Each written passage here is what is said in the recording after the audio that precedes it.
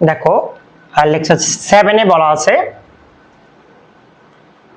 দেখো লেকচার 7 এ বলা আছে x + 3y⁴ দ্বিপদী রাশিটিকে বিস্তৃতি করো।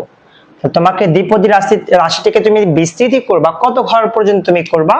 তাহলে পাওয়ার সংখ্যা কত আছে এখানে দেখো তো 4, তার মানে তোমাকে 4 পর্যন্ত নিয়ে যেতে হবে।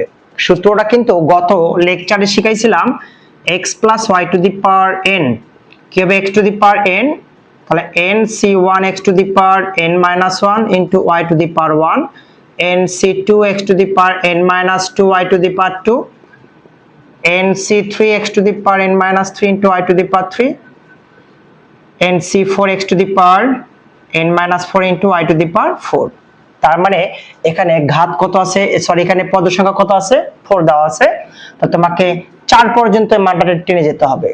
তাহলে এখন দেখো সলিউশনে চলে আসো, x + 3y⁴ দেওয়া আছে, তুমি এখন দ্বিপদী রাশিটিকে বিস্তৃতি করবা।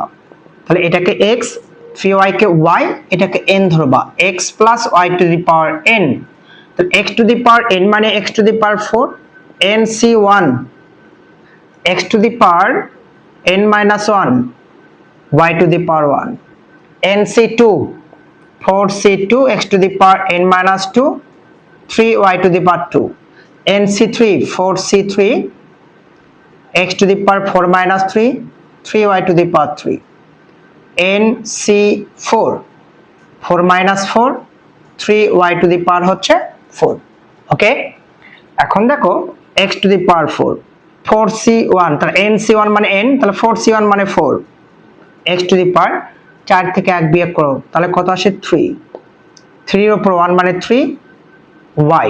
আচ্ছা এখন দেখো 4c2, আচ্ছা তুমি যদি 4c2 মানটা বের করতে না পারো, ক্যালকুলেটরে চাপবা 4 শিফট ভাগ 2, তাহলে অটোমেটিক চলে আসবে, কত আসবে 4 শিফট ভাগ 2 6, 4 থেকে 2 বিয়োগ করলে 2 আসবে, 3 × 9 y² থাকবে, 4c3 4 শিফট ভাগ 3, তাহলে 4c3 মানে 4 আসবে, 4c3 4 ইনটু x⁴, 4 থেকে 3 বিয়োগ করলে একই হবে, 3 এর উপর কিউব দিলে কত 3 × 27, y এর উপর হচ্ছে কিউব।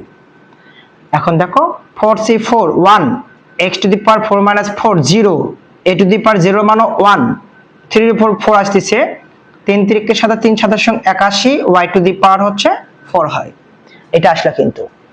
এখন তুমি একটু ক্যালকুলেশন করবা, 4 3 4 কত হয় 12 x³ y, 6 নং কত হয় 54 x² y², 4 শতাংশ কত হয় 4 7 28 8, 4 2 8 9 10, x হচ্ছে y³ 81 y⁴, এটা হচ্ছে অ্যানসার চলে আসবে।